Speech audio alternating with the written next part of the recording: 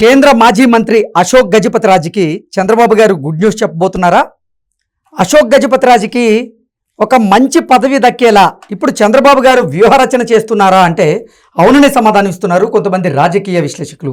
ఈ నేపథ్యంలోనే చంద్రబాబు గారు అశోక్ గజపతిరాజు గారికి ఎటువంటి పదవిని ఇవ్వబోతున్నారు, దానికోసం ఎటువంటి వ్యూహరచన చేస్తున్నారు అనేది పూర్తి స్థాయిలో మనం విశ్లేషణ చేసుకుందాం. ప్రస్తుతం మనతో పాటు ఉన్నారు తెలుగుదేశం పార్టీ రాష్ట్ర అధికార ప్రతినిధి సూర్యదేవర్ లత గారు. లత గారితో మాట్లాడదాం. లత గారు నమస్తే అండి. నమస్తే. కేంద్ర మాజీ మంత్రి అశోక్ గజపతిరాజు గారికి చంద్రబాబు గారు గుడ్ న్యూస్ చెప్పబోతున్నారని, అశోక్ గజపతిరాజు గారికి ఒక మంచి పదవి దక్కేలాగా చంద్రబాబు గారు వ్యూహరచన చేస్తున్నారు అనేలాగా కొన్ని వార్తలు వచ్చాయి. గతంలో అశోక్ గజపతిరాజు గారికి చంద్రబాబు గారు గవర్నర్ పదవి దక్కేలాగా వ్యూహరచన చేశారని కొన్ని వార్తలు, లేదు రాజ్యసభకి ఆయన్ని పంపించబోతున్నారంటూ మరికొన్ని వార్తలు వచ్చాయి. ఇప్పటివరకు అయితే అది కార్యరూపం దాల్చలేదు. ఏంటి ఇప్పుడు నిజంగా కొన్ని వార్తలు వస్తున్నటువంటి నేపథ్యంలో అశోక్ గజపతిరాజు గారికి చంద్రబాబు గారు తగిన గుర్తింపునిచ్చి ఒక పదవిని ఇవ్వబోతున్నారా అంటే ఏం చెప్తారు? అంటే అశోక్ గజపతిరాజు గారు 83 నుంచి పార్టీలో ఉండటం కానివ్వండి, ఆయన పార్టీలో ఉన్న దగ్గర నుంచి ఆయన అంటే ప్రజా జీవితంకి చాలా దగ్గరగా ఉండటం, ఆయనకున్న ఒక రాజుగారి అంటే వాళ్ళ చరిత్ర తీసుకుంటే 4 ఫాదర్స్ నుంచి ఎప్పటి నుంచో కూడా స్టిల్ ఇప్పటి వరకు కూడా చదివించటం కానివ్వండి, విద్య చెప్పించటం కానివ్వండి, మానస ట్రస్ట్ మూలాన వాళ్ళు ఎంతో మంది పేదలకి సహాయం చేయటం కానివ్వండి, ఆ చుట్టుపక్కలే కాదు ఎవరైనా వెళ్ళి వాళ్ళకి సహాయం అందిస్తే చదువుకోవటానికో మెడికల్ పరంగా ఏది ఎవరిని వెళ్ళి ఆయన పార్టీలో ఉండనివ్వండి, అంటే ఆయన ఓడిపోయిన సందర్భాలైనా అవ్వచ్చు, ఏదైనా అవ్వచ్చు, కానీ ప్రజలకు ఎప్పుడు నిత్యం అందుబాటులో ఉంటాం కానివ్వండి, ఏదైనా ఒక సర్వీస్ మోటివ్ కానివ్వండి, ఆయనకి ఎవరికైనా ఏదైనా బాధ అని చెప్పిన వెంటనే వాళ్ళకి ఏ రకంగా ఆదుకోగలం అని కానివ్వండి, ఒక హుందా ఆయన రాజకీయాలు చేయటం కూడా ఎక్కడ కూడా చూస్తున్నా. ఈవేళ రేపు ఉన్న పాలిటిక్స్ ఎలా ఉన్నాయంటే చీప్గా మాటలు నోటుకొచ్చినట్టు మాట్లాడటం కానివ్వండి, అట్లాంటివి ఉన్న ఈ తరుణంలో కూడా అలాంటి వాళ్ళని చూసి ఒక హుందాగా ఎలా రాజకీయాలు చేయవచ్చు అని ఈవేళ ఉన్న యువతకు కూడా చెప్పే రోల్ మోడల్ లాంటి వ్యక్తే అశోక్ గజపతిరాజు గారు. అంటే ఆయన అప్పటి నుంచి మనకు స్టేట్లో మినిస్టర్స్గా చేశారు 83 నుంచి, తర్వాత సెంట్రల్ మినిస్టర్గా మనకు విమాన శాఖ మంత్రిగా కూడా చేశారు. అంటే ఆయన ఎప్పుడు కూడా అంటే కరప్షన్ అంటే తెలీదు, అంటే మనం ఇవాళ రేపు నాయకులు లేదు అంటే అలాంటి దృష్టితో కూడా ఆయన వెళ్ళలేదు. ఆయన చేయాల్సిన అవసరం లేదు, కానీ ఇవాళ రేపు ఎంతున్నా మళ్ళీ ఎంతైనా దోచాలనుకునే వ్యక్తులే కనపడుతుంటారు మనకు. వాళ్ళకి ఎన్ని వేల కోట్లైనా ఉండేవండి. ఇప్పుడు జగన్మోహన్ రెడ్డికి 40,000 కోట్లనంటే గతంలో ఎంతో తిన్నారు, సో ఇప్పటికీ తింటూనే ఉన్నట్టేగా. మొన్న 5 ఏళ్ళు మళ్ళా దోచుకు తిన్నారు. అంటే అట్లాంటి వాళ్ళతో కంపారిజన్ కూడా చూసుకుంటే ఎంత ఆస్తులు ఉన్నా మళ్ళా తక్కువేం కాదు, మళ్ళీ మేము దోచుకుంటాం అన్నట్టే ఉన్నారు.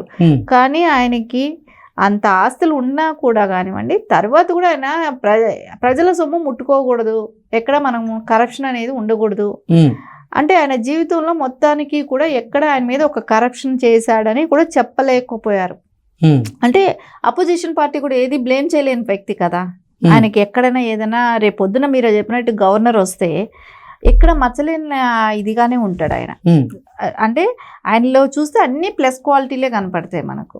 అంటే నిజంగా మీరు చెప్తున్న ఒక రాజుల కుటుంబం నుంచి వచ్చి అంత ఆస్తి, అంత హోదా, అంత ఇది ఉన్నా కూడా ఎక్కడ ఆయనకి గర్వం కానివ్వండి, ప్రజల్లో కలిసిపోయే తత్వం కానివ్వండి, ప్రజల్ని వెళ్ళగానే పలకరించే విధానం కానివ్వండి, ఇవన్నీ కూడా చూస్తే రోల్ మోడల్ అట్లాంటి వ్యక్తులు. అంటే ఎన్టీఆర్ గారితో చేసిన వాళ్ళలో చెప్పుకోదగ్గ వ్యక్తులుగా మనం చెప్పుకుంటున్నాం ఇవాళ. అంటే ఎన్టీఆర్ గారితో పరిచయంతో వాళ్ళకి కొంచెం ఆ మర్యాదలు, అంటే ఎన్టీఆర్ గారే చెప్పేవాళ్ళు కదా మీరు అని సంబోధించటం అందరినీ, డ్రైవర్ గారి దగ్గర నుంచి అలా ఎలా సంబోధిస్తారు చిన్న పెద్ద అనేది లేకుండా, అలా ఆయనతో కలిసి పనిచేసిన వాళ్ళందరూ కూడా కొంతమంది ఇప్పటికీ కూడా అలా ఉండటం అనేది, ఆస్తులు ఉన్నాయి కదా అనే అహంకారం పోకుండా అదే అశోక్ గజపతిరాజు గారు ఫస్ట్ నుంచి ఫ్రమ్ ద బిగినింగ్ నుంచి ఆయన కుటుంబం ఇది కానివ్వండి, ఆయనకున్న హోదాకే కానివ్వండి, ఎక్కడ ఆ గర్వం అనేది చూపెట్టకుండా, సో అన్ని రకాల యాప్ట్ అయిన వ్యక్తి గవర్నర్ పదవికి ఆయనకి ఇస్తే అది ఆ పదవికి కూడా ఒక గౌరవం వచ్చినట్టే అవుతుంది. సో అట్లాంటి వ్యక్తిని బాబు గారు రికమెండ్ చేయడం అనేది బాబు గారికి కూడా తెలుసు కదా. ఇప్పుడు మన టీడీపీ నుంచి ఒకరిని సపోర్ట్ చేస్తున్నారు అని అన్నప్పుడు ఆ వ్యక్తి ఎంత హుందాగా ఉండాలి. గవర్నర్ అంటే ఒక రాష్ట్రానికి ప్రథమ పౌరుడు. అలాంటి వ్యక్తి ఎంత హుందాతనంగా ఉంటే అలాంటి వ్యక్తికి మనం ఇప్పిస్తే అది బాబు గారికి కూడా ప్లస్సే అవుతుంది. సో అలాంటి వ్యక్తులు టీడీపీలో ఉండటం అనేది టీడీపీ వాళ్ళకు కూడా గ్రేట్గానే ఫీల్ అవుతారు. ఇంతకీ చంద్రబాబు గారు అశోక్ గజపతిరాజు గారికి ఎటువంటి పదవిని ఇవ్వబోతున్నారు అంటే, గతంలో మనం చూసుకున్నట్లయితే ఇందాక మాట్లాడుకున్నట్లుగా గవర్నర్ పదవి దక్కబోతుంది అశోక్ గజపతిరాజు గారికి అంటే కొన్ని వార్తలు చూసాం. లేదు కేంద్రంలో ఆంధ్రప్రదేశ్ తరపున ప్రత్యేక ప్రతినిధిగా ఆయనకు అవకాశం దక్కబోతుందంటూ మరికొన్ని వార్తలు చూసాం. ఇవన్నీ కాదు, అసలు అశోక్ గజపతిరాజు గారిని రాజ్యసభకు పంపించబోతున్నారు చంద్రబాబు గారు అంటూ మరికొన్ని వార్తలు చూసాం. ఇప్పుడు ఇంతకీ అశోక్ గజపతిరాజు గారికి ఎటువంటి పదవి దక్కబోతుంది, నిజంగా ఆ పదవి దక్కేలాగా చంద్రబాబు గారు ఎటువంటి వ్యూహ రచన చేశారంటే ఏం చెప్తారు? చంద్రబాబు నాయుడు గారి దృష్టిలో అయితే ఖచ్చితంగా ఉంటుంది. ఎందుకంటే మాట ఇచ్చుంటారేమో, ఆ మాట ప్రకారమే ఆయనకి అంటే గవర్నర్గా అనేది కానీ వస్తే ఆయనకి అవకాశం ఎక్కువ ఉంటుంది అశోక్ గజపతిరాజు గారికి. అది కూడా కాకుండా ఆయన జగన్మోహన్ రెడ్డి గారి ప్రభుత్వంలో కూడా చాలా ఇబ్బందులు పడ్డారు. ఆ మానస ట్రస్ట్ లాగేసుకోవటం కానివ్వండి, వాళ్ళు వేరే వాళ్ళకి అంటే వాళ్ళ కుటుంబ సభ్యులైన వాళ్ళకందరికీ వాళ్ళ హ్యాండ్ ఓవర్ చేసి, వాళ్ళకి ఎవరైతే అనుకూలంగా ఉంటారో వాళ్ళకి హ్యాండ్ ఓవర్ చేసి ఆయన ఇబ్బంది పెట్టడం కానివ్వండి, కోర్టులలో ఇరికించేటట్టు చేయటం కానివ్వండి, ఇవన్నీ కూడా చేశారు ట్రస్ట్ మూలాన. ట్రస్ట్తో కలిపి ఆయన్ని ఇబ్బంది పెట్టారు. అవన్నీ కూడా ఎదుర్కొంటా నిలబడ్డారు కూడా. సో అవన్నీ కానివ్వండి, పార్టీ పరంగా ఆయన కష్టాలు పడటమే కానివ్వండి, అంటే ఆయన ఏమి గోల్డెన్ స్పూన్ ఫీడింగ్ అయితే ఆయన జీవితంలో ఉండొచ్చు, కానీ రాజకీయాల్లో స్ట్రగుల్స్ అనేది తప్పదు కాబట్టి ఆ స్ట్రగుల్స్ అనేది పడ్డారు. సో పట్టమే కానివ్వండి, ఈ రోజున ఆయన ఎప్పుడు కూడా ఆయన ఎంపీగా పోటీ చేస్తారు, అది కూడా త్యాగం చేశారు, వేరే వాళ్ళకి ఇచ్చారు. సో అందుమూలన ఆయనకి గవర్నర్ అనేది యాప్ట్ అనేది బాబు గారి ఉద్దేశం ఉంటుంది. సో అది వచ్చే అవకాశం ఇప్పుడు తెలుగుదేశం తరపున క్యాండిడేట్లు అంటూ ఇవ్వాల్సి వచ్చినప్పుడు ఫస్ట్ పేరు ఆయనకి ఇస్తారు కదా, ఆయనకి ఇంపార్టెంట్ ఉంటుంది. సో ఎప్పుడు కూడా టీడీపీని నమ్ముకొని ఉంటాం. ఆయనకు చాలా పార్టీల ఆప్షన్ కూడా వచ్చి ఉంటుంది, ఎందుకంటే అలాంటి లీడర్ని ఏ పార్టీ కూడా వదులుకోవాలని కోరుకోదు కదా. ఆంధ్రప్రదేశ్లో కూటమి ప్రభుత్వం కొలువుదీరి అక్షరాల 10 నెలలు కావస్తూ ఉంది. ఈ 10 నెలల కాలంలో అశోక్ గజపతిరాజు గారు యాక్టివ్గా ఎక్కడా కనబడినటువంటి దాఖలాలు అయితే లేవు. కానీ శాసనసభ్యుల సాంస్కృతిక కార్యక్రమంలో బాబు గారితో కలిసి ఆయన పాల్గొనడం జరిగింది. అంటే దీన్ని ఎలా చూడాలి అంటే అది దేనికి సంకేతం అంటే ఏం చెప్తారు? అంటే కొంచెం రోజులు కొంచెం రాజకీయాలకి దూరంగా ఉండొచ్చు. అంటే ఆయన ఎంపీగా కూడా పోటీ చేయకపోబట్టి కానివ్వండి, ఎలాంటి పోస్ట్ కూడా లేకపోవడంతో సో దూరంగా ఉండొచ్చు. మళ్ళీ ఆయనకంటే ఏదైనా కొంచెం సమస్యలు ఏదైనా ఉండుంటాయి కదా. సో ఇప్పుడైతే బాబు గారు ఆహ్వానించారా, సో వచ్చి ఉంటారేమో. సో వచ్చి ఆయనకైతే ఖచ్చితంగా ఇవ్వాలనే ఆప్షన్ కానీ ఉంటే, అంటే పార్టీ తరపున సపోర్ట్ చేయాల్సి వస్తే ప్రథమ పౌరుడుగా ఆయనే ఉంటాడు, ఆయనకి ఇదిగా ఇంపార్టెంట్ ఇస్తారను బాబు గారు. సో అది కూడా ఏమైనా మధ్యలో ఇప్పుడు ఏమైనా మళ్ళీ స్టార్ట్ అవుతుందేమో గవర్నర్ పదవులు అంటే మార్పు. ఈ బీజేపీతో టైఅప్లో ఉన్నాం కాబట్టి ఖచ్చితంగా టీడీపీకి ఇచ్చే కోటా ఉంటుంది కాబట్టి దానిలో అయితే ఆయనకి ఖచ్చితంగా అవకాశం ఉంటుంది. అందుకోసమే ఆయన కలవటం కానివ్వండి ఇలాంటివి జరుగుతాయి కదా. ఇప్పుడు రాజ్యసభకు పంపించేటువంటి అవకాశం లేదంటారా?